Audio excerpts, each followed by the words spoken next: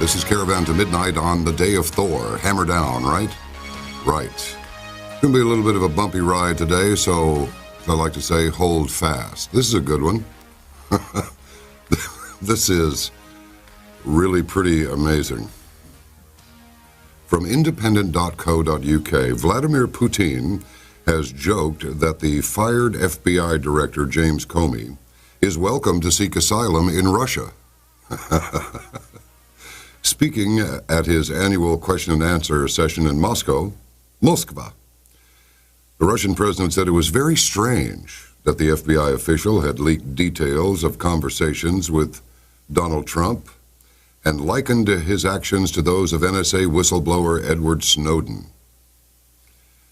Mr. Putin told a live audience, if there is some kind of persecution, we would be ready to offer political asylum to Mr. Comey if he is persecuted in the U.S. Comparing Mr. Comey to Mr. Snowden, he said the former FBI director's decision to leak details of his conversation with Mr. Trump to the media had placed him in a vulnerable position and meant he had behaved more like an activist than an FBI chief. Unbelievable. Isn't it strange? Common sense is completely uncommon. Normal is now abnormal, and abnormal is normal. So, what's it going to be then, eh? Well, until we find out, just hold fast. This is the year of intolerance. You remember I declared it so in the first month or so of this, not so new year. We're almost half through it. Can you believe it? Intolerance. And, of course, the so-called MSM, the Ministry of Smoke and Mirrors. How about mean-spirited morons? Would that work? New York Times still will not apologize for putting out false information effectively. Mr. Trump's approval rating is at 47%, which is not bad. Tensions rise as Hawaii moves scores of people from homeless camps.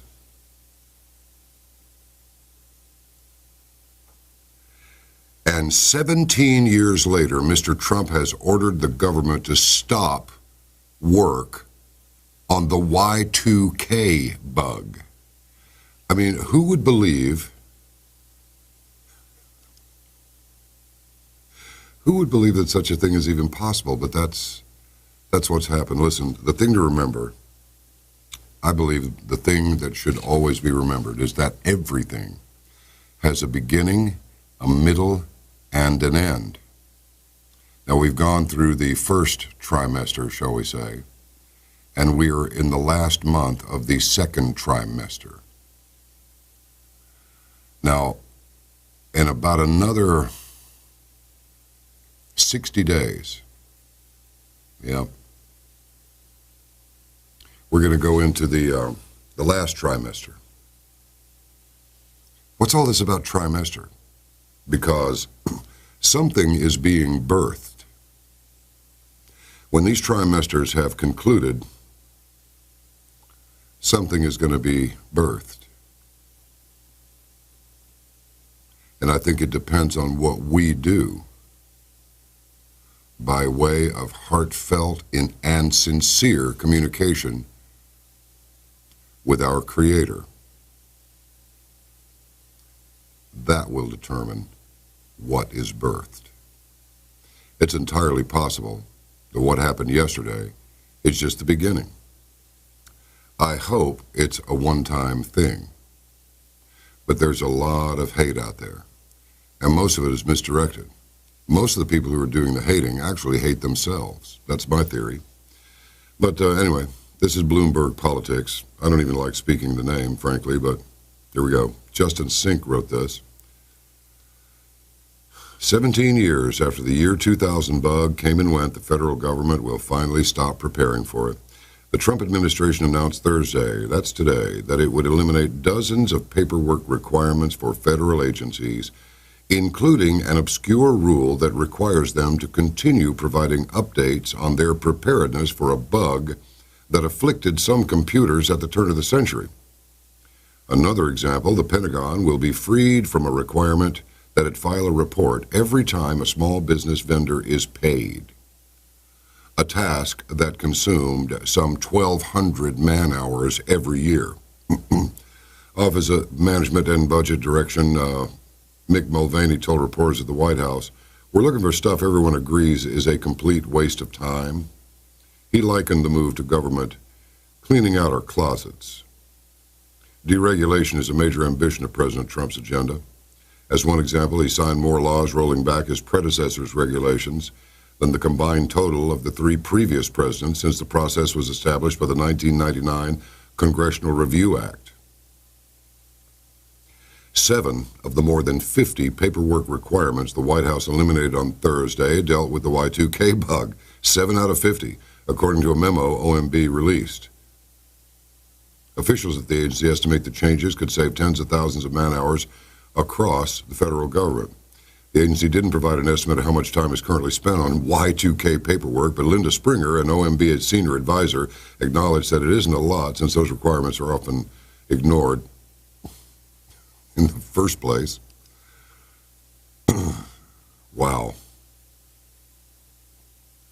Let's see, what else do I have for you? This is crazy.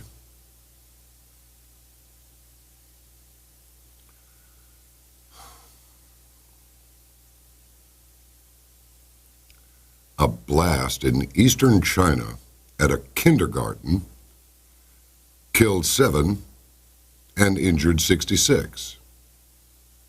A blast at a kindergarten. And here's one from CNN. Some of these stories come through vesselnews.io, where Josh Kaplan curates them. This one's titled, "Very Fake News." Very fake. CNN reporter retracts claim Trump didn't visit Scalise. Now, you know, Scalise, if you were looking at our Facebook page, you would see the story that came from Scalise's own website.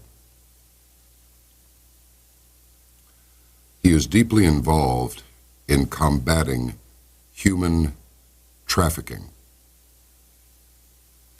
Now, Liz Crokin has gone out suggesting that this guy, who apparently can't shoot very well, because the report was that he sprayed out, 50 rounds and managed to hit Mr. Scalise in the hip, shattered some bones, and injured severely some organs. He's in critical condition. Pray for him. He just went to a baseball practice, but he was a terrible, horrible, vile Republican. Really? No. He's a good man. And this scumbag, Bernie supporter, shot him. Well, Liz Crokin is out there saying that this is because these people were actually targeted, because they're working on destroying the human trafficking network. Now, that is a good talking point, but it's going to take a little bit more evidence before I buy into that one. It's not anything against her necessarily, but just be careful not to get sucked into sensationalism.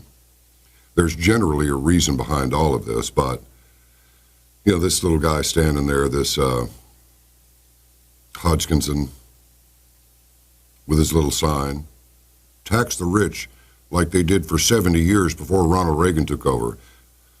Whether he's a Manchurian candidate who is just triggered and activated, or whether he's just an idiot that went on a murderous rampage, and happily he's the only one that got killed, not everything is, some of it is just random stupidity. Not all of it is MK Ultra.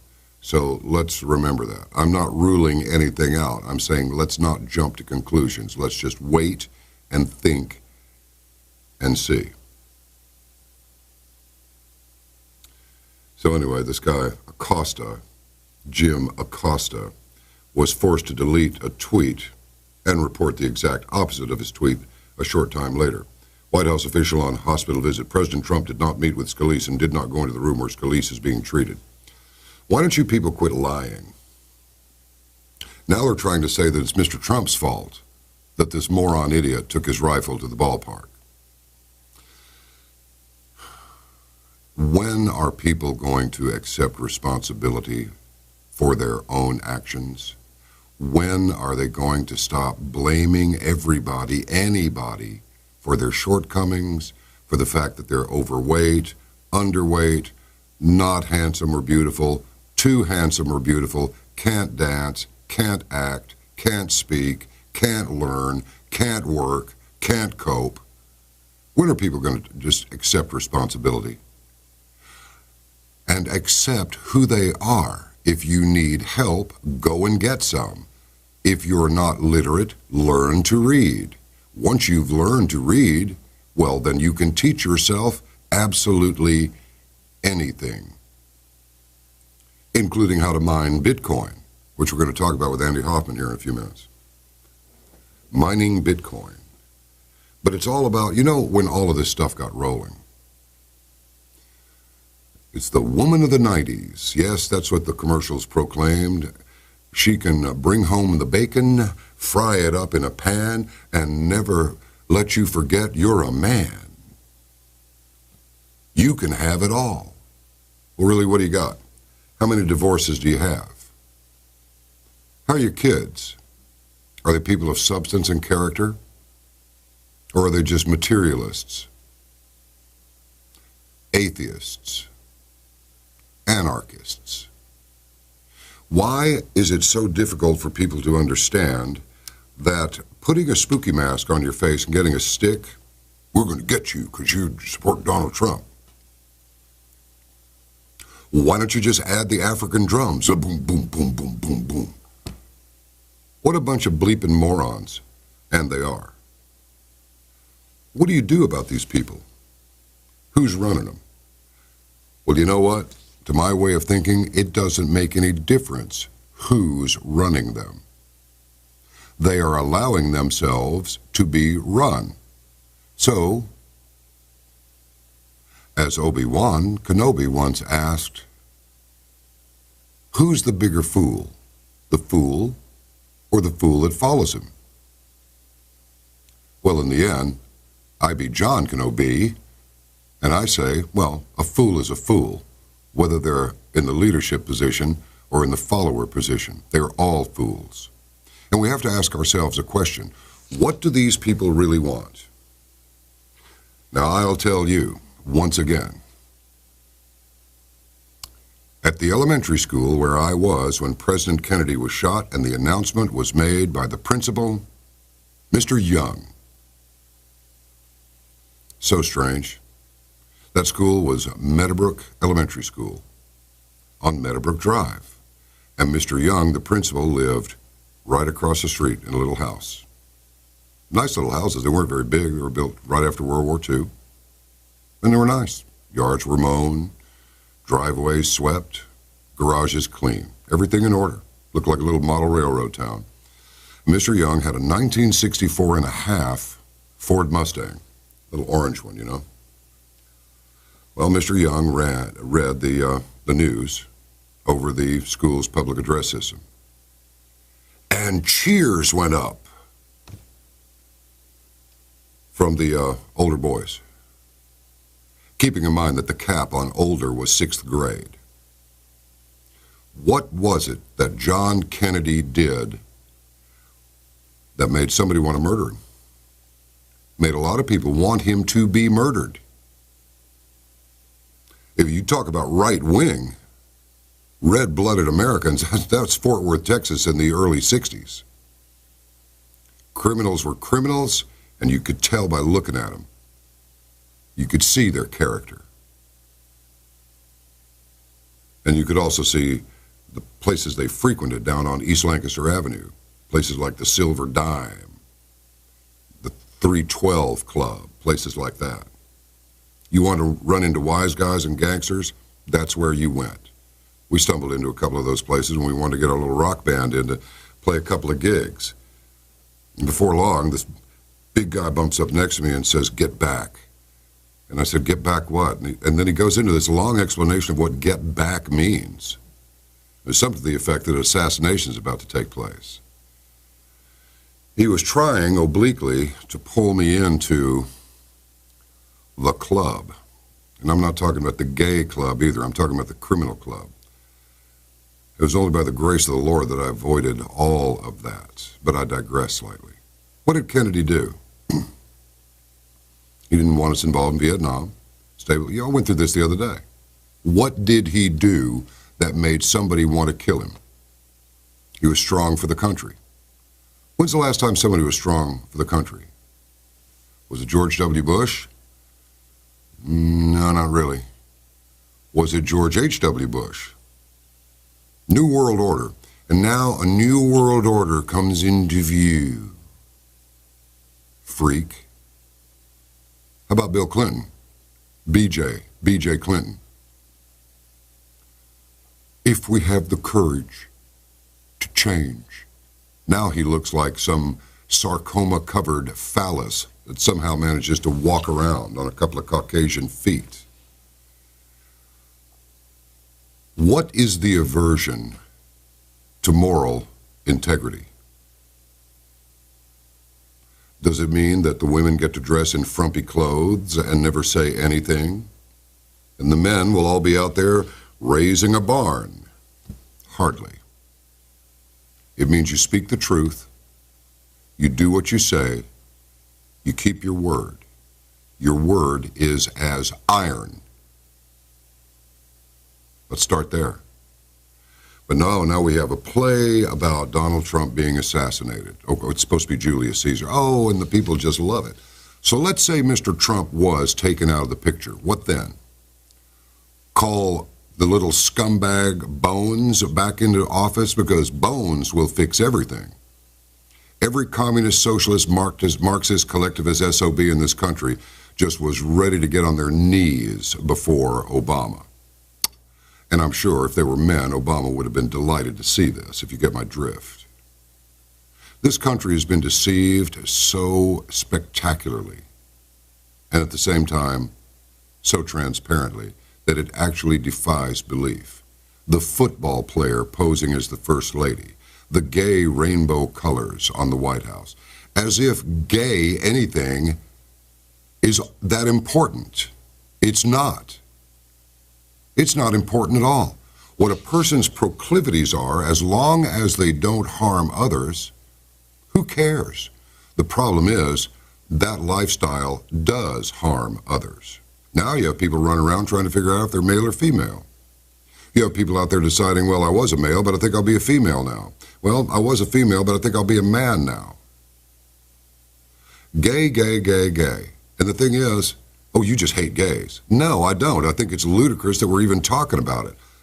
Homosexuality has been around since people have been around.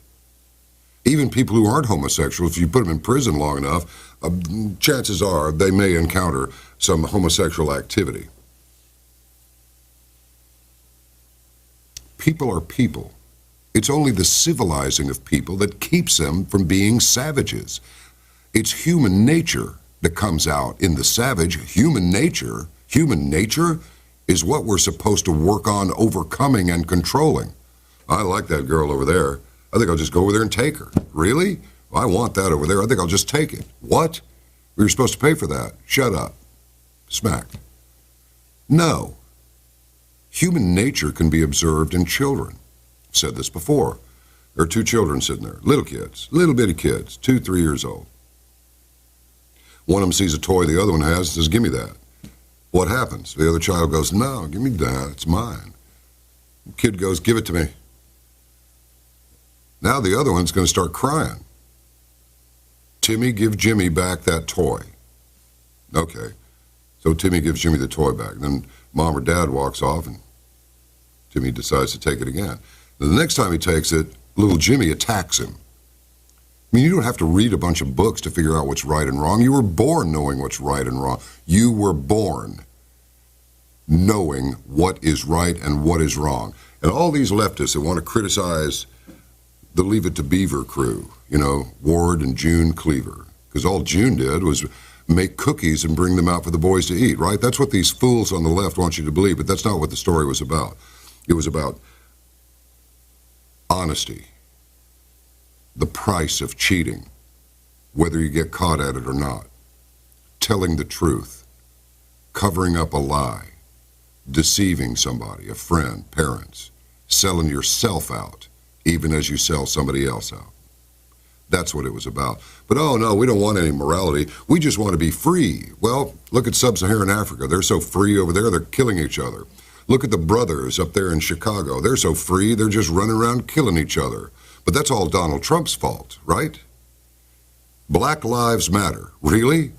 Not according to the conduct of the black people who are killing each other regularly every day. There's something like 6 people got whacked out overnight. Maybe it was more than that in Baltimore. It was bad. Whose fault is that? That Donald Trump's fault? Some Republican clown came on and stated, see if I can find this real quick. I should have it up already. He stated that it's, well, in a way, it's Donald Trump's fault that this shooting happened. No, it's not. It's the insane media, the lying, useless piece of you-know-what mainstream media. That's whose fault it is. They've been beating this drum year after year after year after year, and no matter what that little puke Barack Obama did, that was just fine. Because in the end, no matter what he did, they could say, well, he's black, so we should just, not say anything about it. Because if we say anything about it, then we'll look like we're racists. Well, the word racist and the word bigot needs to be struck from the lexicon. You see what's happening with the Islamics. Oh, it's Islamophobia. Who's doing the raping and who's being raped? Who's doing the ripcord pulling on the chest backs and who's being blown up when that happens? And now this fool Hodgkinson decides to take his rifle to baseball practice and kill as many Republicans as possible. And then what? Have a house full of Democrats? Have a house full of Schumers and Pelosi's? And Bernies? These people are the most vile sort that walk the earth. And in fact, I think they are traitors to this country. Is that too strong? Sorry. Can't help it. Now let's see what we're talking about here. Oh yes, they want... Well, so what would happen? Would they call Obama back? Come help us out, Obama. We thank you, Obama. Thank you so much, Obama. You did so much for the country. Really? What?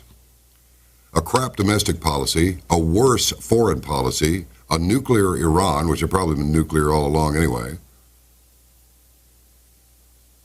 apology tour all over the world, unchecked immigration. Oh, well, he deported more people than anybody. Did he? You seen the statistics? Sanctuary cities. Sanctuary states.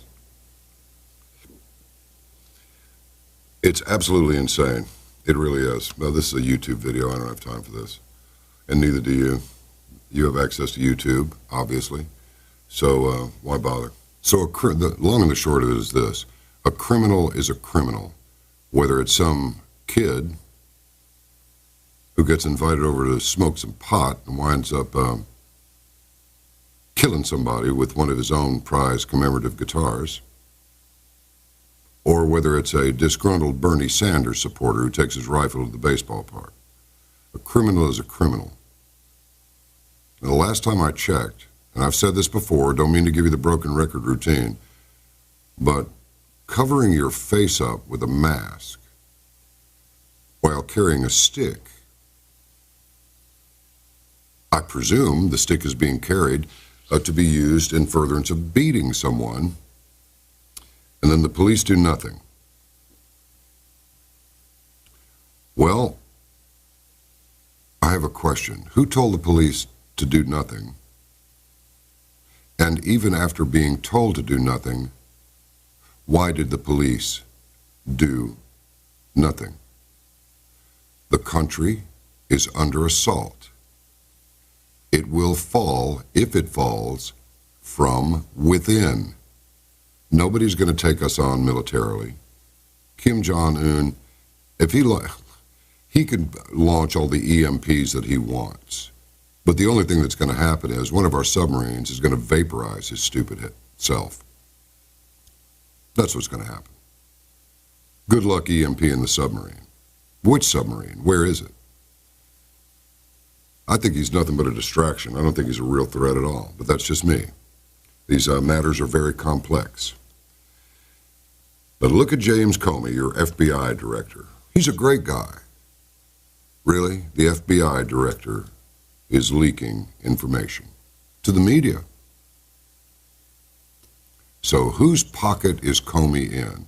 Whose pocket are all of these people up there in? And if Mr. Trump suddenly went away, what would fill that void? Do we want to make sure it's somebody that we really like? Well, he's not very good at his job, but we really like him. Really? That's okay? I say again, he is the duly elected president. There was no Russian collusion. There was no Russian hacking. Hillary Clinton lost on a spectacular level after stealing the nomination from Bernie. Bernie's a socialist. Hillary Clinton, I don't know what that is. That's just a different kind of thing altogether. Donald Trump loves this country. I believe that he loves this country. He's not my best friend either, and I'm not his, you know. Mr. Trump loves the country. He did not need this job. He already had the world by the tail. What does he need this for? He just decided, well, you know, the one thing I don't have is ongoing continual abuse. I think I'll be president. That doesn't make a lot of sense. You'd have to go to a really warped boutique to find a gathering of people that wanted that kind of action. So, let's talk with Mr. Hoffman. We're going to talk about Bitcoin and currencies and this and that. It'll be interesting because Bitcoin went up to $3,000 and it's dropped a lot. So talk about a speculative casino kind of an operation. That's buying and selling Bitcoin. Is it really anonymous? Is it really the currency of the future? What's the fate of the dollar? Should we still be holding on to precious metals like gold and silver? We'll go through with Andy Hoffman. You remember Andy? Andy joined Miles Franklin as marketing director in October 2011, so that's almost 6 years ago. And for about 10 years, he was a U.S.-based buy-side and sell-side analyst, most notably as an institutional investor ranked oil service analyst at Salomon Smith Barney from 99 to 05. And since 02, his focus has been entirely on precious metals. Must be a reason for it. Okay, I'll tell you what. It's just enough to go do that Thomas Edison thing. Thomas Edison used to take naps throughout the day. He worked almost 24 hours a day, except for these little cat naps. About every 4 hours, he'd shut it off for a half hour, 45 minutes, maybe an hour, and then he'd get up and go another 4 hours, and then he'd do it again all day, day and night. Must have driven Mrs. Edison nuts. Unless, of course, she was doing it too. All right, I digress. Let's get it on. A beautiful musical interlude. And by the way, did I mention, follow us on Twitter, give us a like on Facebook, subscribe to the channel, and most importantly, become a member of Caravan to Midnight. Okay, we talked to some just astounding people. I personally think they're just the best guests anywhere. Now, other people in other shows interview them as well, but they don't do it the way we do. This really is a one-off operation. The Caravanners make it possible. We are entirely in their debt. And so we try and deliver a good program. 759 programs as of today. 759. Somebody said last night, you believe you've done 758 programs? It's like, did you ever, no, the question was, did you ever think you would do 758 programs? And I said, yeah, I wanted to. I want to do 1,758 programs. We shall see. With the support of the Caravanners, it shall be done. So think it over and join us. We've got a bunch of good deals going on right now.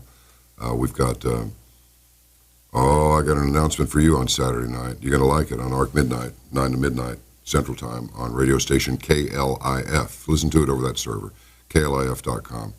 And we're branching out. Several radio stations are picking us up, and so we'll be coming to a station near you, quite possibly, depending on where you are, of course, in the not-too-distant future. I mean, working on it right now, and a lot of other things, too.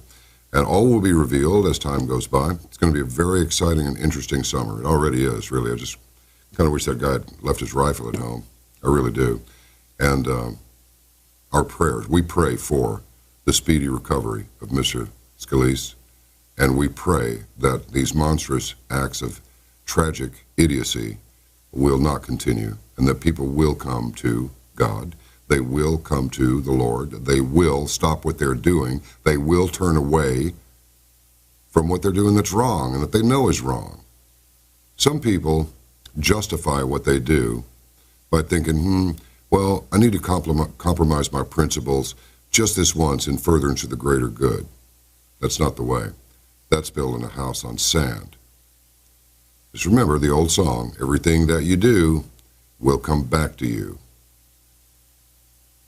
And it may even come back to you in multiples.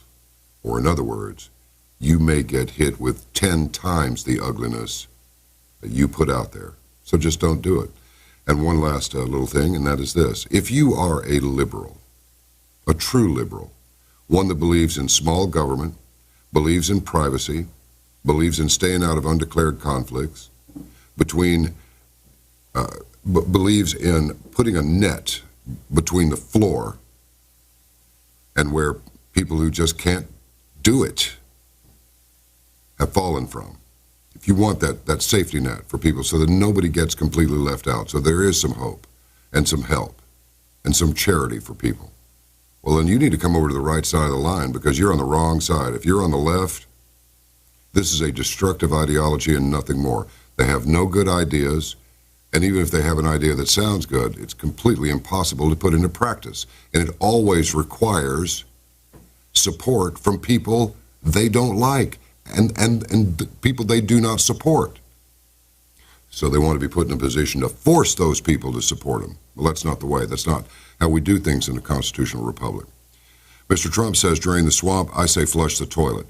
We need term limits, and we need to push for it. We need to get some of these people, like McCain, Pelosi, and others, out. They have been in Congress too long. Their usefulness has been spent decades ago in some cases, and they need to go. We need some new, bright people who are staunch constitutionalists. That Constitution is the only thing that stands between you and slavery. Look at any other place in the world that does not have a model similar to our Constitution, and you're going to find slavery. You're going to find oppression. You're going to find totalitarianism. Don't get the idea that, well, why should we pay attention to a bunch of old white guys put together? Because they were genius, and because it's the best system ever devised in recorded history. That's all. All right, stand by. Hey, Andy, how you doing? Good, you? I'm doing okay. Thanks for coming on. Hey, well, yes. I don't know if this is your thing at all, but I noticed that Bitcoin went up to about $3,000, and now it's just gone down, down, down, down, down. Do you pay any attention to the crypto markets at all? Well, I think that's why we're having this call. I think I probably, in the precious metal space, I know more about Bitcoin than anyone. I mean, there isn't even a peer, and I've gotten so deep into it that even in the cryptocurrency space, I've started to gain a name for myself. So I can tell you everything you need to know about the current state of Bitcoin and the cryptocurrency space and why it's been going up and down and whatever else you'd like to know. Well, let me just put it this way. Tell us everything that you want to. Gotcha. Because a lot of people just don't understand it. I mean, it's a huge pain in the backside to just try and get going with it, you know? Yes, it's not easy to buy or sell, although I should say it's kind of like a lot of things in the world with technology. It seems daunting until you actually do it. And now I'm very well versed in how to buy and sell and store it and who to communicate when I have questions and all that kind of stuff. But essentially what it comes down to is way back when in 2013, the Mt. Gox days, that was the biggest exchange in the world back in 2013, was based in Japan. And they spectacularly crashed after a parabolic run from maybe, I don't know, $100 to about $1,200 because the coins got hacked and then it kind of, you know, the people watching it as they are now. Back then there were no other coins really, but just Bitcoin and maybe one or two others like Litecoin. But they were watching it and it crashed, and that it was brand new. So when that happened, it kind of just went off the radar screen. And the only people who really knew about it were really the initial investors and the it used to be like the Silk Road and all kinds of dark pool markets, and it was used for drugs and all kinds of stuff and techno geeks. So it kind of just stayed off the radar. And I actually was watching it back at the time. I actually had one Bitcoin in Mt. Gox, so I can say that I lost one. Because as a monetary person, I was intrigued. I didn't know much about it. I was very skeptical, but I was intrigued. And after it crashed, I just sat there and watched it for a couple of years. It spent maybe 2014 and 2015 sitting around, I don't know, $200, $300, just sitting there. And so I just didn't pay much attention other than the price. And then late in 2000, God, what year are we in now? Late in 2015, it started to move up again. So I just started to read up about it. And the reason I was always so interested in it is because as a monetary person, I think that I believe the world has been injured more by fiat currency than anything else in history. The only other thing that compares is, I say religious crusades, and people say, no, what are you talking about, the crusade? No, I just mean religious crusades in general, religious wars and fiat currency. And in my world, particularly in precious metals, I watch all the money printing and the suppression of gold and the havoc that's been wrought upon the world. And the other part of it is, even as I guess you can call me a gold bug simply because I believe in gold, but I don't believe in gold as a means of exchange because it's impractical. And yes, junk silver in the worst of times could be barterable, but I'm not talking about the worst of times. I'm talking about the average times. And you're not going to walk around the world giving people gold for services and products. And more importantly, for those that say there's going to be a gold standard once the fiat crashes, I laugh at that because a gold standard has to be administered by a government. And every gold standard in history, just like every fiat currency standard, has been abused and destroyed. I mean, look at here in 1933, they took the gold. 1971, they abandoned the gold standard. They clipped coins back in the Roman times. So especially now when no one's going to trust governments at all after what they've done to administer our currency, let alone to believe they even have gold. The United States says they have 8,133 tons. I bet they have zero. Probably the Chinese and Russians have all the gold right now.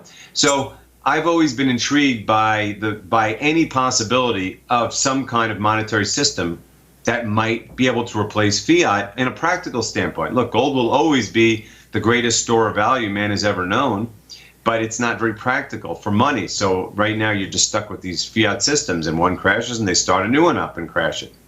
So when I saw Bitcoin started to focus on it and read about it, I doubted that it was immutable, meaning that they would just be the 21 million coins. I doubted that, they can hack it, they can, steal it, all kinds of stuff.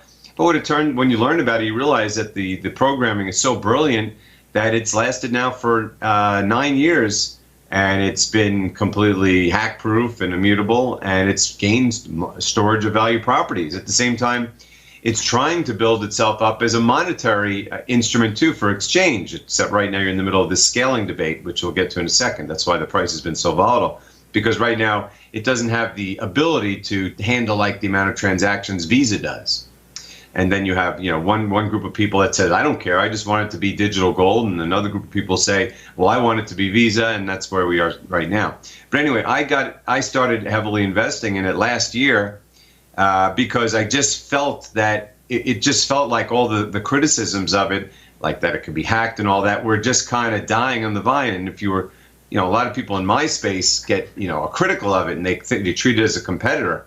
And I think I wrote a year ago, Bitcoin and precious metals are the twin destroyers of the fiat regime because they're both fighting the same thing. So as time has passed, I've started to realize that it is indeed a monetary alternative. It's in its nascent stages, as are many of the other cryptocurrencies, which in my belief are way, way behind Bitcoin, but some of them have the ability to advance. You just don't know which ones and how they'll do it. And so we've gotten to the point that where right now the world is, at the same time, the world is mired in this debt explosion and currencies have been falling apart and there's all this mistrust of government. At the same time, the technology of Bitcoin has advanced to the point where it's becoming a serious option in a lot of people's minds for some people storage of value and for some people for transactional value. So, we're in a bubble-like environment in general with all the money printing, so it was inevitable that not only Bitcoin would go up, but that there'll be a whole like .com like industry around it that would build up, and they call them ICOs, initial coin offerings, because they're kind of done, unlike IPOs, outside of the financial system. They're unregulated, they're very dangerous. I wouldn't touch any of them, but a lot of them have come around, and most of those are unlike Bitcoin, which is decentralized. Bitcoin doesn't have an owner, it doesn't have a corporation, a CEO. It was created anonymously, and it works via a network, and that's why I like it so much. And most of these ICOs, pretty much all of them, including the number 2 Ethereum, are, there's Ethereum Inc., there's the CEO, and there's all kinds of, as we call it, attack vectors, because they're centralized businesses. And some of them will do well, but a lot of them are scams, and a lot of them just pumped up and pumped down. Now, again, you had this big surge in the last 3 months in the cryptocurrency space, because kind of all these things hit at the same time. A lot of money sloshing around the markets, mistrust of currencies, and of course, Bitcoin is becoming more mainstream, and so there's a big surge, and then it enabled the this ICO market to explode, and it became very exciting. And so inevitably, it is a parabolic move. Inevitably, you get a move down.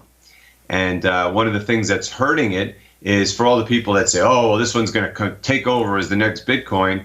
Bitcoin is the anchor. In fact, most of these cryptocurrencies, you can only buy with Bitcoin. Yeah, I noticed that. So, yeah, I mean, there's only a handful you can actually buy with cash. Bitcoin, Ethereum on a few places, Litecoin. But most of the other ones, you have to go to these exchanges where you just exchange crypto for crypto.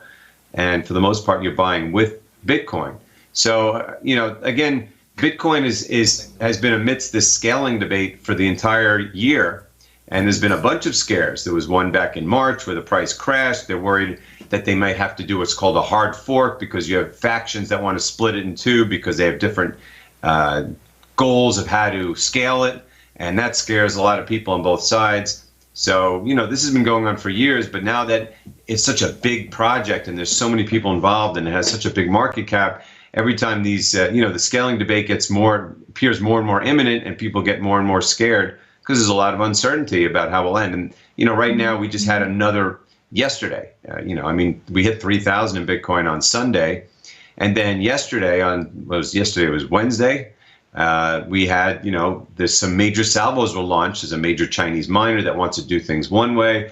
And there's the core developers who are independent consultants that want to do another way. So right now that got people panicking, and that seemed to be the straw that, broke for now, the ICO bubble. So everything started plummeting, but they're still way above where they started. It's just a matter of, will this settle down and move back up, or do we have a longer period of retrenchment? It's just hard to tell. Let me assume, Andy, I was talking about this. I got a lot to learn about finance. I really do. And I have learned a lot about it. But I still have a couple of questions that I'm just unstuck. I've just become unstuck in trying to understand this. And the conclusion that I've come to is this. You just straighten me out where I'm wrong, because I'm sure there's going to be 2 or 3 points here where I'm completely wrong. Okay, you've got in other words, where money is concerned, what difference does it make what form of currency you have? You go, well, let's go on the gold system. Okay, we'll all exchange gold. Well, what happens when we mine it all out? We go into outer space and bring back more, and if we bring back a lot, that'll drive the value down, won't it? Okay, well, forget about that. Let's go with Bitcoin, a digital currency. Okay, but boy, you can sure inflate that all you want. All you have to do is just tap on your computer and create more. And won't it make it easier for people, like say in government, do even worse than they've done at the Fed, and just create all the supply or shrink the supply at will?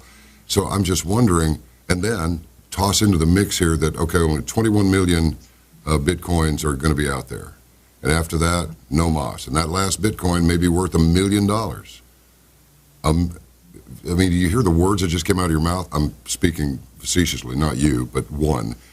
You just said it'll be worth $1 million, but if the dollar collapses by the time we get to the point that the last Bitcoin is mined, I mean, I do not understand the I really don't, as hard as I try, cannot understand the concept of what constitutes a viable, reliable, steady currency, or does it just simply not exist? Right. Well, there's 2 things you're talking about here. You're talking about what makes for good money and what makes for a good monetary regime, two completely different things. And that's the whole point of gold standards. Gold works well as, well, put it this way, you have properties that make things something considered money, right? It has to be divisible, like you can make change. It has to be fungible, meaning like every gold coin is perceived as identical. It has to be a store of value, of course, where it's not inflated away. It has to be scarce, and it has to be a medium of exchange, meaning people are willing to exchange it for products and services. And everything that's been used throughout history meets some of those criteria. The problem with, for instance, the U.S. dollar, it is definitely divisible. It's for the most part fungible, becoming less so because they seem to be creating all these different wacky dollars. But for the most part fungible. It is definitely a good means of exchange. Problem is, it's the worst store of value in history. I mean, it's lost 98% of its value since the Federal Reserve was created, and it will lose far more. It's being hyperinflated, and it will continue to be. So, and that's the problem with all fiat currencies. That's why they all fail, because they are good mediums of exchange until they're inflated away. And since they're run by governments, they always are. So they fail on that measure. Gold has all of those things, plus it's, well, put it this way, gold has divisibility, fungibility. It can't, and of course, it's been the best store of value ever in history. The problem is, it's not a good means of exchange because it's very hard to transact with. I mean, you have to have the appropriate amount of gold, and while you can divide it, you can't necessarily divide it like a Bitcoin. You can divide it into 100 million pieces. So you can, buy a cup of coffee for 53 cents or for 54 cents or $2.76. There's no way of doing that with gold. And of course, gold is heavy. And you have to carry it around, and it's all that kind of stuff. So gold really has been best served as a store of value, and it's been tried to be incorporated into monetary regimes where the government says, okay, we will store the gold because it's so heavy, and then we'll issue currency that's backed by it. The problem is they abuse it. They sell the gold behind the scenes. They say it's worth less, and they take it away from you, all kinds of stuff. So gold has monetary properties as a store of value, but it fails as a medium of exchange. And the dollar is a great means of exchange, but it's destroyed by its because it has no store of value. And you can pick pretty much anything in history that's been used. I mean, they use salt, seashells, wampum, Chinese yuan, you name it. There's always something, but they're all lacking in something, one way, shape, or form. And again, me being someone who's been heavily invested in precious metals and is one of the industry's champions, and I'm the marketing director of one of the largest bullion dealers in America. But I wrote 3 years ago, is gold money? Who cares? And I was trying to say there'll never be a gold standard. So stop people thinking that you're owning gold because dollars are going to crash, and then the Chinese, who are the most lying, thieving, inept government in the world, they're going to run a gold standard that we're going to trust? Of course not. Gold is just going to be the store of value. So when I saw Bitcoin around, and once I was confident that yes, there will be only 21 million coins, and yes, it cannot be hacked. It's not like someone could come in and take it from you. Yes, exchanges can be hacked, but that's why you learn, with gold, don't keep it on exchanges.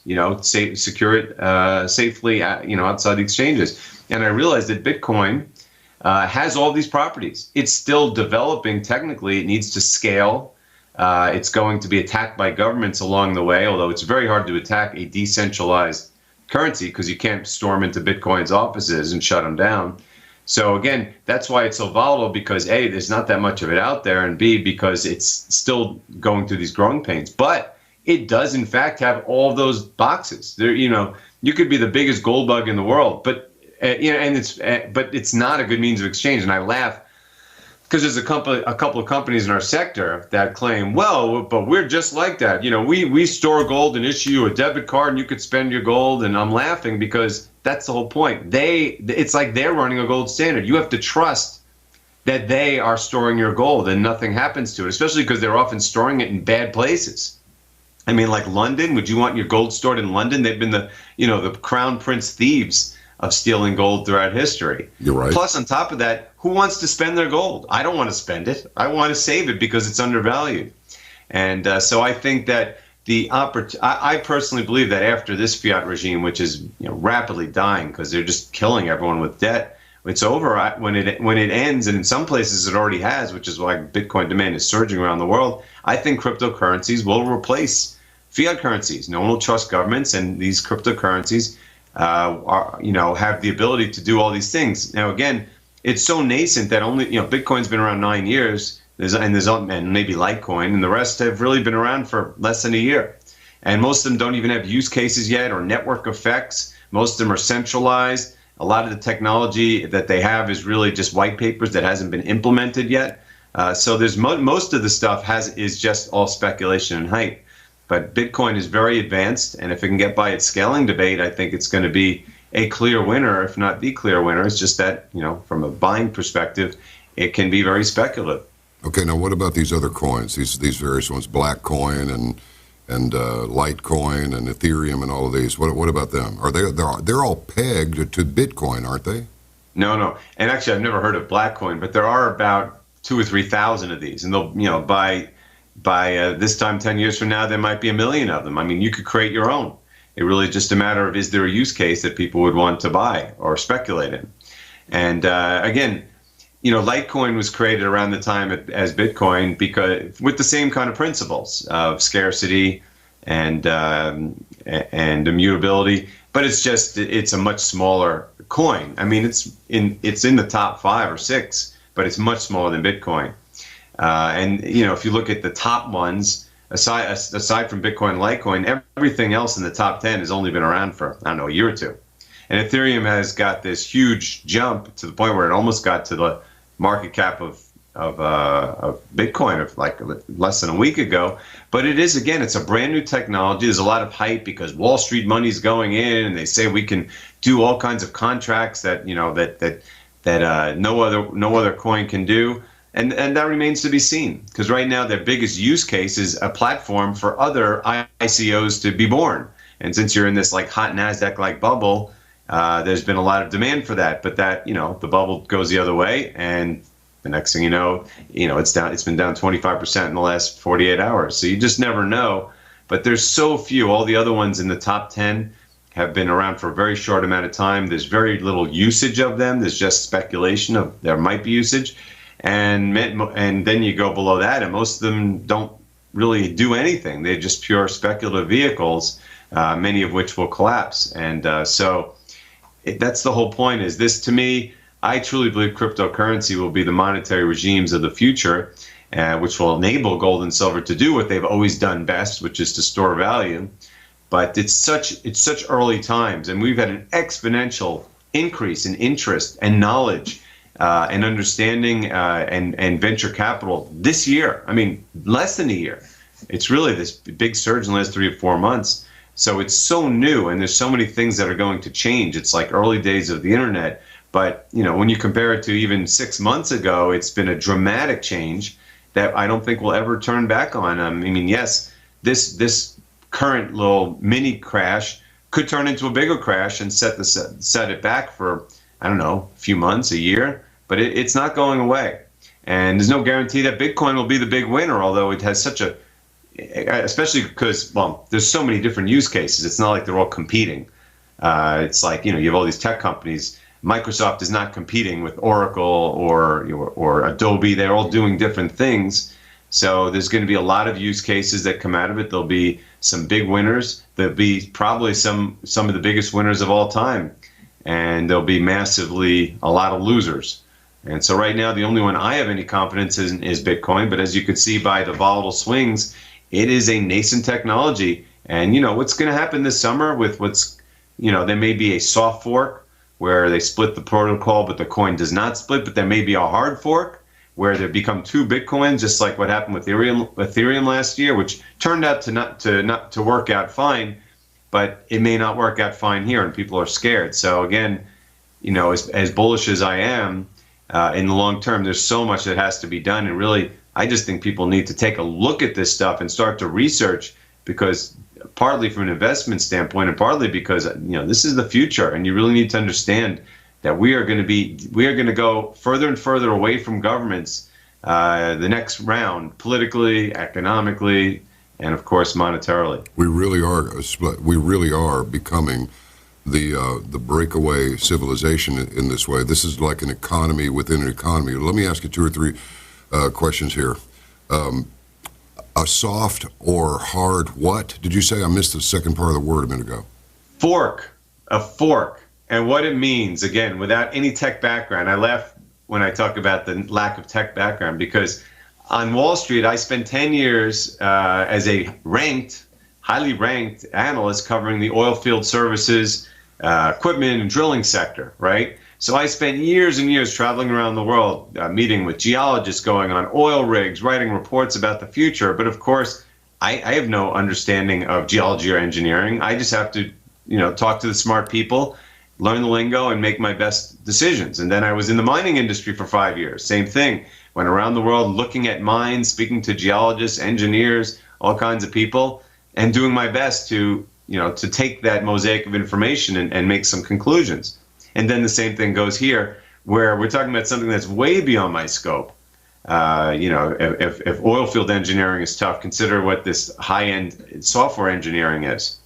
But I read the smart people out there, and so I know the lingo, and I know the major risks and upsides, the pros and cons. But the big one that's going on right now with Bitcoin is, will it fork? Because there are two different factions that have two different visions of it. Because again, in the Bitcoin community, you have users like, say, us, like I buy it to invest, or I buy it because I want to buy something on overstock.com with it. And then, of course, you have the service companies. That would be the exchanges, the hardware wallets, all kinds of different service providers that have websites that enable kind of like oil field services. And then you have the miners, because Bitcoin, not all of them, some of these coins are kind of like Instamine, where they just say, okay, we decided that there's 1 billion units in existence right now and we'll hand them out. But Bitcoin and many of the other ones are actually mined. It takes very complex computer networks, very expensive, a lot of electricity, a lot of hashing power. It costs money. There's a cost of mining it. And those miners become very powerful in the Bitcoin community. They make a lot of money. They are right in the middle of the action. And so they, some of them try to take an undue amount of power. One in particular in China, it's the biggest one of all, called Bitmain. And so they are constantly at the forefront of this debate. And it's hard to say if they're a villain or just a major player trying to utilize their influence. But as a result, we're in a position where they seem to want this fork, or they claim that they want the fork, as opposed to most of the people who don't, because most people like me, especially someone who's been in gold forever and they hate fiat currency, is like, no, I don't want a split. I want the immutability, knowing that it will never change.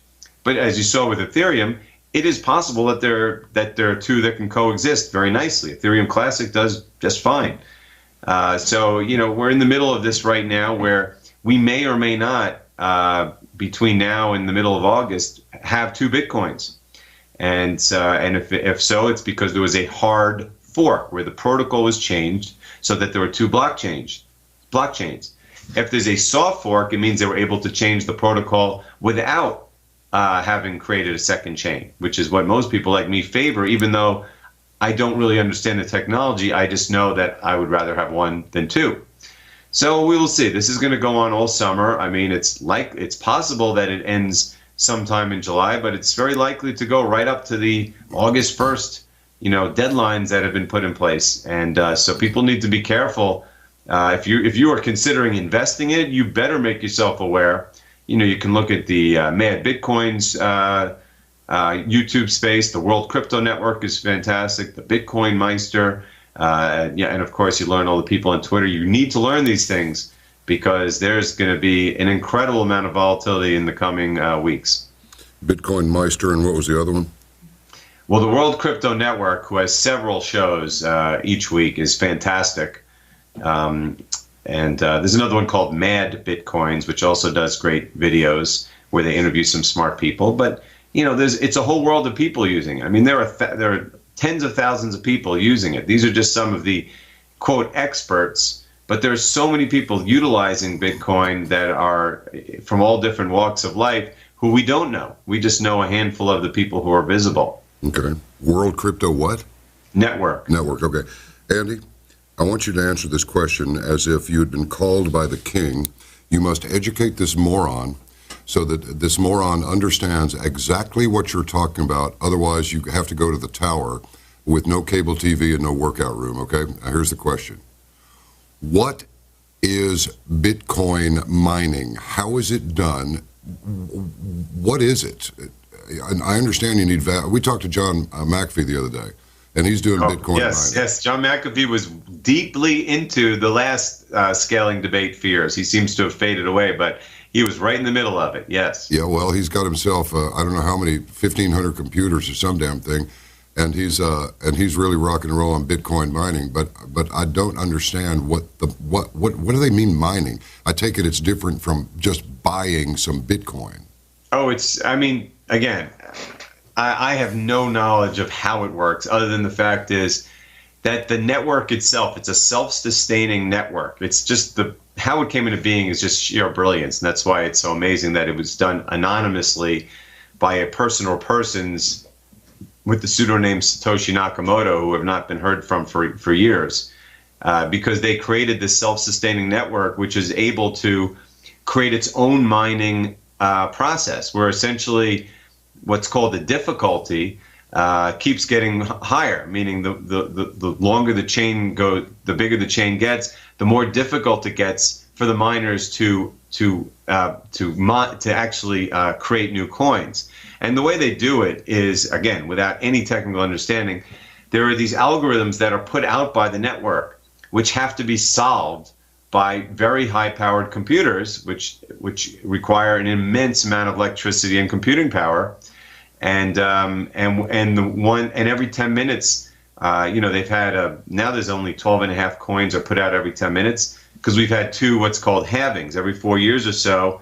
That's how the supply is limited. They cut in half how much the rewards are. So 8 years ago when it started, every 10 minutes the rewards were 50 coins for whichever mining computers solved the riddles. And then it was a halving 4 years after that, and it went down to 25. And then the last one was just last summer, it went down to 12.5. Of course, the price has gone up. That's part of the reason why the price goes up, to compensate the miners for the fact that they're getting less rewards and that the mining difficulty is going up. But it is just, the way to put it best is, it's a self-sustaining network that is constantly creating algorithms that need to be mined. And the reason why this was done was this Satoshi Nakamoto, he was modeling the system after gold. The fact that it's, generally speaking, deflationary. I mean, it's even more deflationary than gold, because we're not going to run out of gold. I mean, the production is definitely going down, but it's hard pressed to believe we'll actually run out. But this was made to actually run out. It'll take 100 and something years to do so. But he was trying to make it so that it's very scarce and that it's increasingly difficult to mine as it becomes more valuable. And that's basically how it works in a nutshell. So, okay, I'm sorry, I don't mean to labor this, but let's say, okay, you got a warehouse full of computers, you're going to mine some Bitcoin. I mean, do you even know what the first step is? How do you mine a Bitcoin?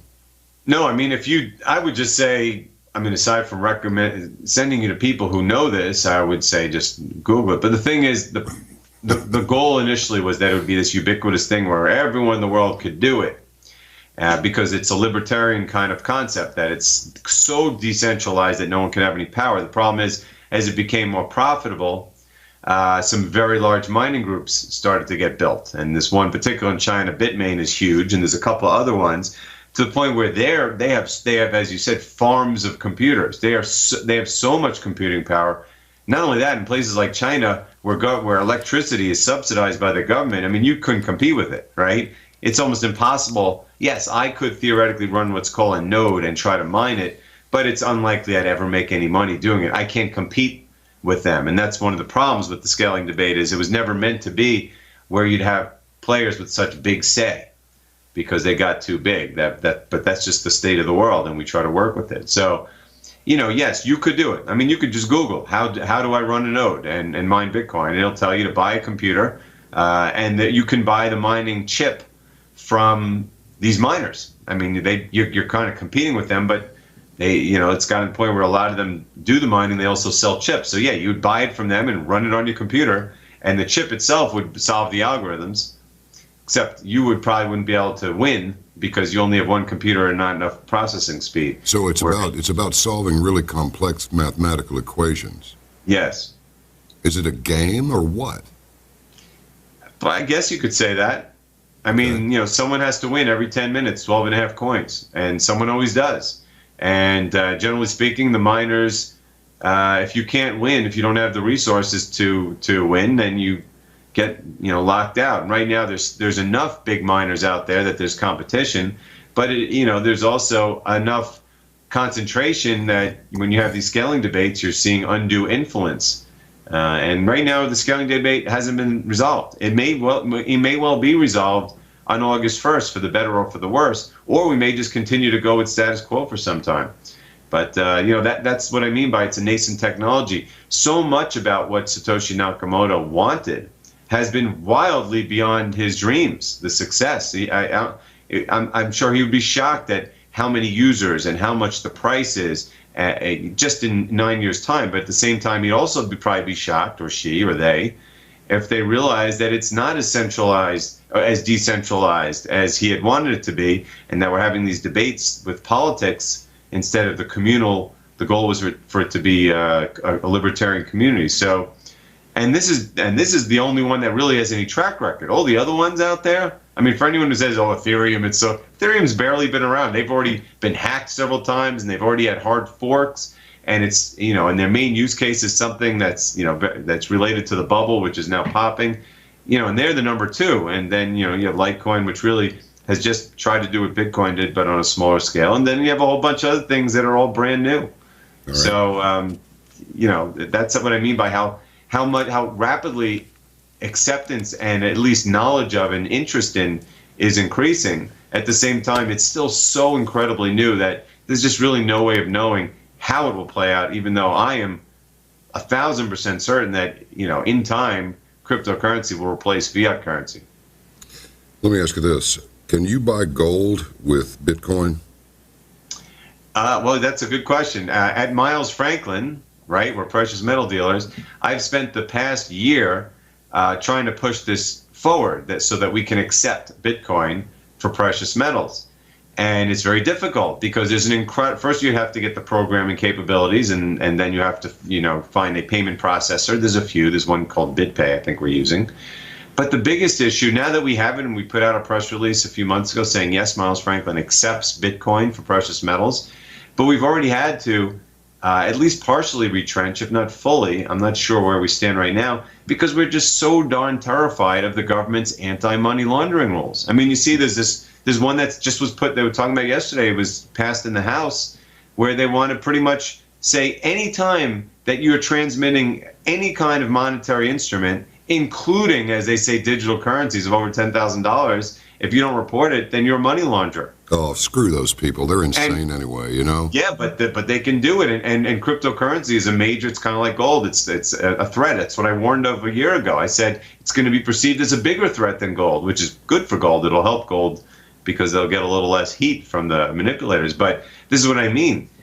So we at Miles Franklin are terrified. So I'm not sure if we're accepting Bitcoin now for precious metals. It's less than $10,000 per transaction. You'll have to call our office at 800-822-8080 and ask.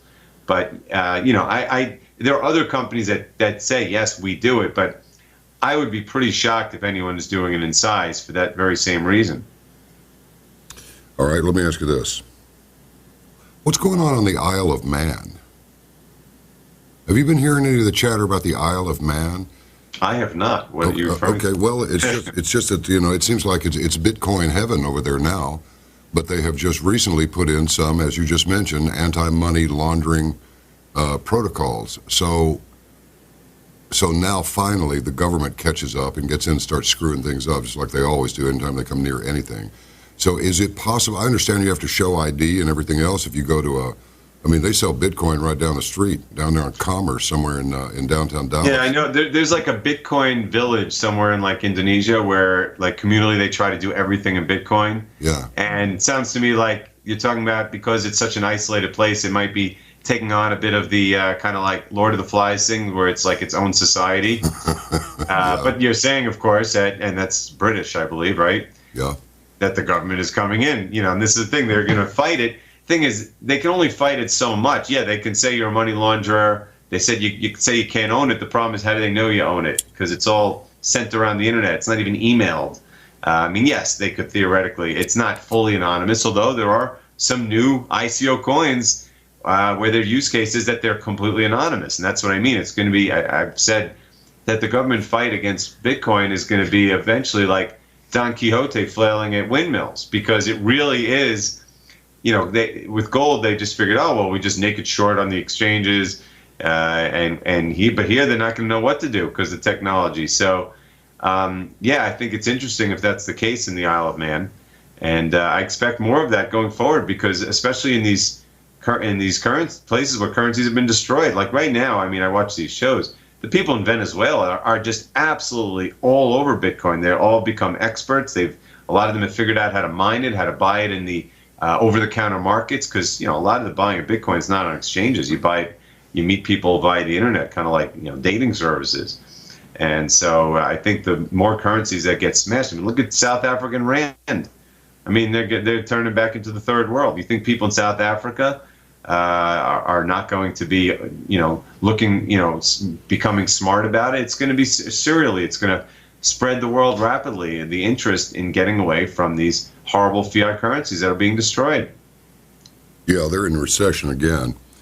Yeah, but don't get me started on South Africa. The news today in South Africa, because remember, they have this horrible prime minister who, believe it or not, is illiterate. Can you imagine a first world country with an illiterate prime minister? And they like him just because he's like the anti-apartheid guy. Like he's like Nelson Mandela, but he's very aggressive. Like he's not trying to create peace. He hates the white people, and he's acting the way the white people acted toward the black people did way back when. And today the news was Andy, he said he wanted to take away the land. Today he said the mines have to be owned at least 30% by blacks.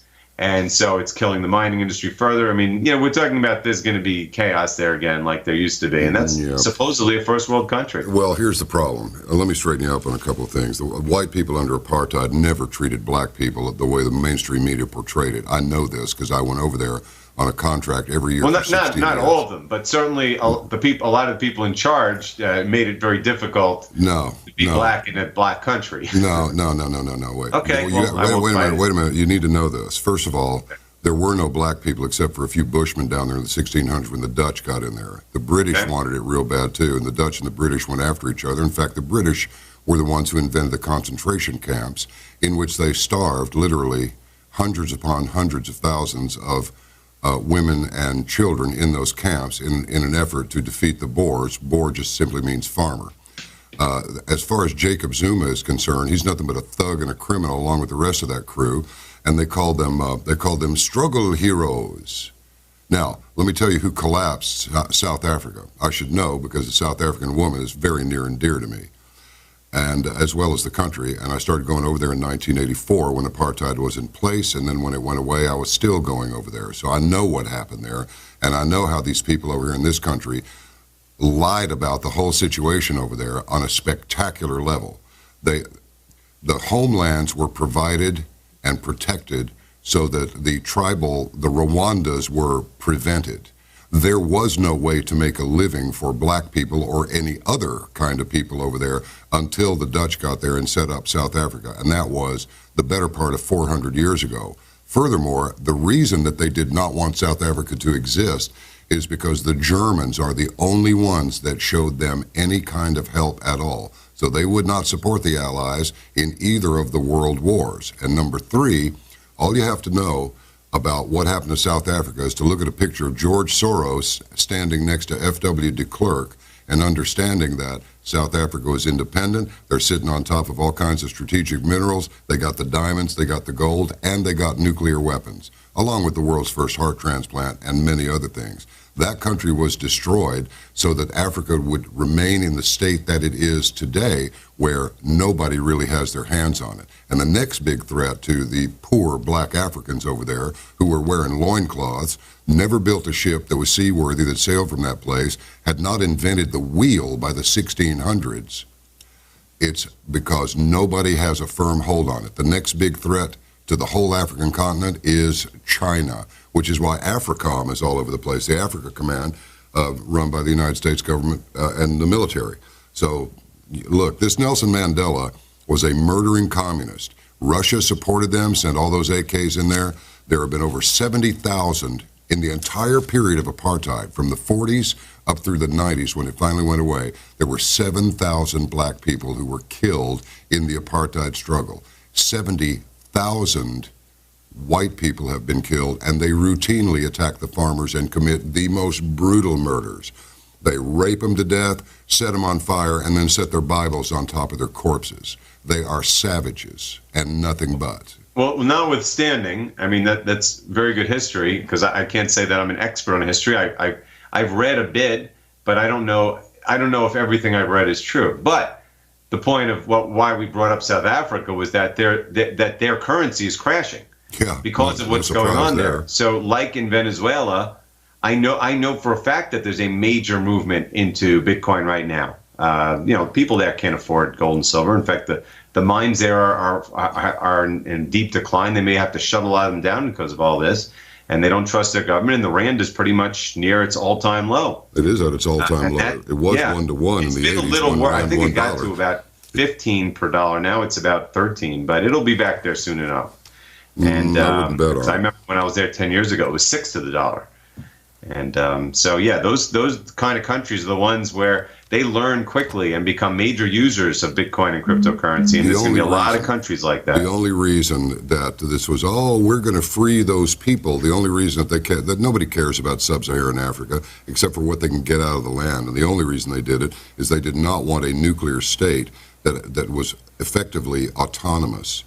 And they did not need the central banks, and they did not need NATO. They didn't need any of it, and they didn't like that very much. And by the way, it's 12.8 rand to the dollar today, so it's a little bit better than 13.7 the other week there. But look, it was closer to 15 sometime last year, and I have no doubt we're going to be back there soon, because that country is in for a world of hurt right now. Resources, it's another thing I talk about all the time about the commodity oversupply. That nation is dependent on commodities being high in price, and on top of that, now they're having all these other issues, like these proclamations about the mines. So, that's going to be a country where the currency is about to have a major devaluation, and that's the kind of place where it's right for Bitcoin to grow. It's effectively a communist country. What you have now is you have the same thing that's going on in our country. You have people wanting to discard all science because it is racist. They want, of course, they want the Rhodes Scholarship, but they don't want the statue of Cecil Rhodes. It's the damnedest thing you've ever seen. They claim that the white engineers are racist because they build the reservoirs too big and they won't fill up, and if they built them smaller, they would have filled up. I mean, it's just, you cannot apply European solutions to African problems. It doesn't work. They're not like us. They don't think like us. They just don't. It's just the way it is. And sooner or later, people will get past all the labels. They'll figure out that what I just said is true. Now, let me ask you this. Are there any wallets out there that hold multiple types of currencies, different kinds of coins, Bitcoin and Ethereum and like that? Yes. And this is probably going to be the last question because I have to wrap it up. It's running a little later than I thought. Yes. The way to store to store Bitcoin is in hardware wallets. You have to take it off the exchanges. The exchanges have been hacked, as we've seen this week during this volatility. A lot of them crash, and you can't do anything. And the one that I use is called Trezor, Trezor. I actually can help you there's a person I know who helps people set them up. There's a couple of other ones. There's one called a Nano Ledger, but I believe the Trezor is great. It just looks like a thumb drive. You plug it into your computer, and so you can access the internet and send yourself coins or send them away, and then you pull it out. It's heavily encrypted, and no one knows you have it. You hide it wherever you want, and you hide your passwords, and that's it. So there's many ways of doing it. That's the way I think is the best. Okay, wait a second. Now, you can't go yet, Andy. I know you're busy. I know you're going to have lunch here with somebody important in a minute, but I got to ask you something else. Okay, now, what about KeepKey? Are you okay with that one? I don't know that one personally. I know one of the guys that I listen to, again, this Bitcoin Meister. He has a great show every night. He talks about KeepKey. I don't think he knows it as well. I just know that the ones he likes are Trezor, which I use, and NanoLedger. I don't know NanoLedger. He has mentioned KeepKey, said other people use it. I just don't know. Because there's so many. I mean, there are ones that are just online. We don't actually have the hardware that are, they're outside the exchanges, but they are online. And then there's paper wallets where you just, you have the code and you write it down. And there's many of these hardware wallets, and I'm sure a lot of them work fine. I just don't know them all. Okay, last one, I promise. What about 1 gram, the Sharia compliant thing out of Dubai? You're the second person to ask me about that. Ridiculous. You don't need to back cryptocurrency, Bitcoin, I should say, with gold any more than gold would need to be backed by Bitcoin. To me, any of those things, I won't use the word that I believe that they are, but when you're talking about, I mentioned earlier there are companies where they store your gold and say, well, we'll give you a debit card, you could spend it. It's the same thing, okay? If you want to own Bitcoin, own Bitcoin. If you want to own physical gold, own physical gold. If you want to sell physical gold and spend it, well, then do that. You don't need someone to do all that stuff for you, and you certainly don't, it makes no sense to back gold with crypto or crypto with gold. They are their own store value assets. And, and who's going to monitor? I mean, who's going to administer? It's like asking a government to run a fiat regime or gold standard. I mean, you have to trust someone else to do all this stuff, and I don't trust anyone. That's the whole point. All right, last one, I promise. Is there any way, and I mean, you've already said if you try to buy Bitcoin anonymously, that, you might be money laundering, whatever that means. That used to mean you show that you sold more pizza than you actually sold because you were trying to cover up your drug sales or whatever. But can you buy this stuff anonymously other than going to a cafe and meeting somebody with a wad full of cash? Well, you can. I mean, that's the beauty of it. You can buy it. There's local Bitcoin. There's a website where you meet up with people. They actually have Bitcoin ATMs in some states. You just put in cash. So there are ways of doing it. I mean, they may be limited in size. It may be difficult to buy in size unless you're buying through an exchange, but I've heard that the over-the-counter market is big, and if you were a whale looking to buy that amount, I am sure you could find out pretty easily who brokers these things. So yes, there are definitely ways of doing it anonymously, although most people just buy it on exchanges. All right, last one, I promise. I said it 3 times now. Does it matter if the price in dollars goes up or down with Bitcoin? Once you bought the Bitcoin, you've bought the coin. Does it matter what its relationship? Of course it matters. It's like anything else. It's like I bought gold. It matters if it goes up or down, or stocks. And if it goes up, it also has the added benefit of showing that the network is probably moving along and scaling and becoming more widespread, as opposed to just pure speculation, which is, I think, what you're seeing in a lot of these, because there's a lot of users of Bitcoin, whereas all these other ICOs, there's really no users of nearly any of them, so it's all speculation. But yeah, of course, price matters. I mean, I don't own it because I'm thinking of a utopian world. I like that, but I really own it because I'd like to actually profit from it. Okay, all right, off you go. I know you're a busy man. Thanks for the time, Andy. Oh, my pleasure. All right, take care. Andy Hoffman. All right.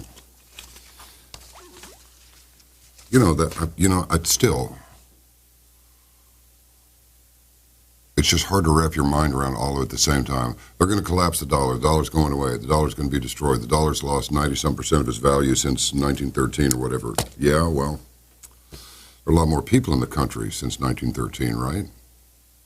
So how are we going to make sure everybody has a couple of bucks in their pocket?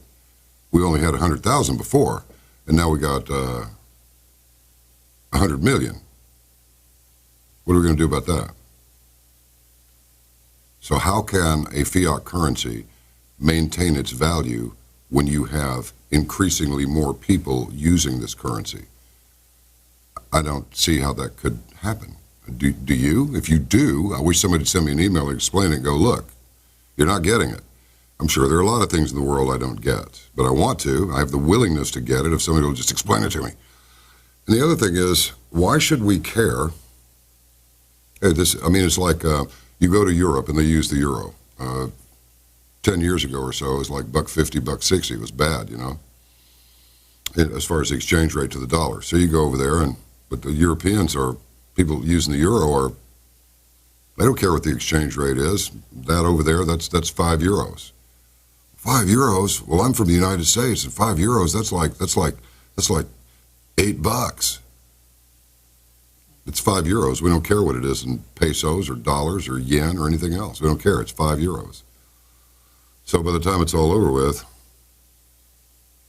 it really is just an agreement to exchange goods or services. But again, the social compact part is that you have to, if you're making any kind of a long-term investment, you kind of need for that currency to remain stable. So if in 5 years, the average length of home ownership in the United States is 5 years.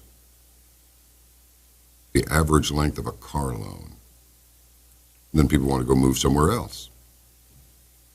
Try it out. Try out that town or this neighborhood or that neighborhood. You get another loan. I don't know. It looks like a rollover to me. The old movie Rollover, Chris Christopherson, Jane Fonda. It's typically campy 80s stuff, but it's a good story.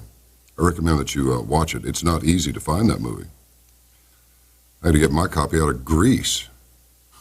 You believe that? Anyway, well, so that's the thing. I'm still wondering if Bitcoin is Bitcoin and it stands alone, other than what it takes to buy it. Once you have it, somebody says, well, I need 5 Bitcoins for that. Well, if you bought it high, then okay. I spent $3,000 for a Bitcoin. Now it's worth $2,400. Well, you pay your money and you take your chances. Still, you're buying Bitcoin with dollars. I suppose you can buy Swiss francs with dollars also. That seems to be actually the only currency that actually hangs in there. Matter of fact, let's just take a look and see what's going on with the old CHF right now. There we go, Swiss franc. Oh, boom, there it is, Swiss franc. Yep, $1.02. It's usually about 101, so it's gone up a penny in about the last, 6 months or so. So the Swiss franc is a good buy. The English pound, once, back in the 60s, it was like $5, $5 would get you £1 sterling. Well, it's $1.27 today, and the euro's at $1.11. So really, all these currencies have all of these currencies have looked about the same. Actually, the ZAR, the South African rand, is doing better now than it has in quite a while. It's worth, well, like I say, it was at 13.7. Now it's at 12.8.